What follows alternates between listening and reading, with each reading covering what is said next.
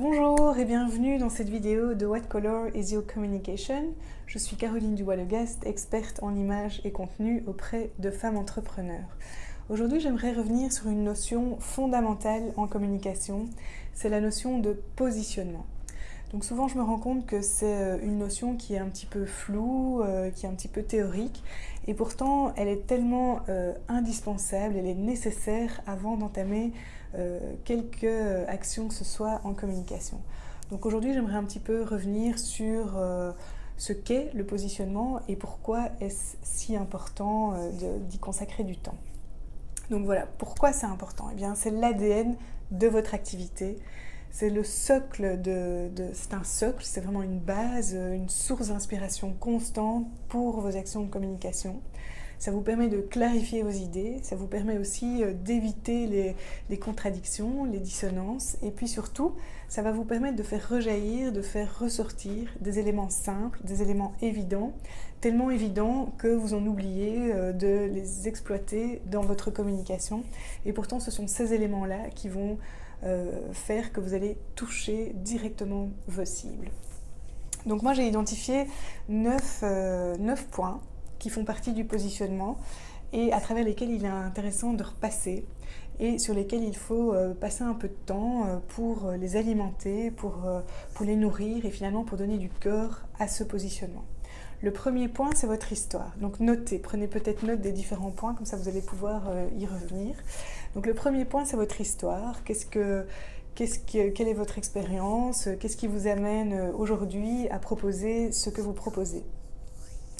Le deuxième point, ça va être finalement vos produits, vos services, votre activité en tant que telle. Essayez de les décrire le plus précisément et avec le plus de détails possible. Le troisième point, ça va être votre mission. Finalement, qu'est-ce que vous cherchez à atteindre en proposant ce que vous proposez? Le quatrième point, ce sera vos valeurs. Quelles sont vos valeurs? Donc vos valeurs propres, mais aussi les valeurs de votre entreprise. Et souvent, ce sont les mêmes. Le cinquième point, ça va être votre promesse, votre différence. Qu'est-ce qui vous rend différent sur votre marché et qui fait que vos clients vont venir chez vous plutôt que chez les autres, auront envie de travailler avec vous plutôt qu'avec un autre. Sixième point, et c'est vraiment un point fondamental en communication, ce sont vos cibles, puisque les cibles vont déterminer d'autres éléments en cascade. Donc c'est vraiment très important de bien les identifier et de bien les connaître, de bien les cerner. Donc le point suivant, le point 7, ce sont justement vos canaux de communication qui vont être déterminés par vos cibles. Ensuite, le point 8, ce sont vos messages. Qu'est-ce que vous allez dire à vos clients? Comment vous allez leur parler? Quels sont les mots que vous allez choisir? Quel est le ton que vous allez adopter? Et souvent, ce point découle déjà des points précédents. Et enfin, le dernier point à aborder dans ce positionnement, ça va être votre marché, vos concurrents. Finalement, qui sont-ils et dans quel univers, dans quel environnement vous évoluez? C'est très très important d'en avoir conscience pour vous différencier davantage encore et pour adopter une communication différente. Donc vous allez peut-être penser que certains points ont déjà été abordés dans votre business plan et c'est très bien.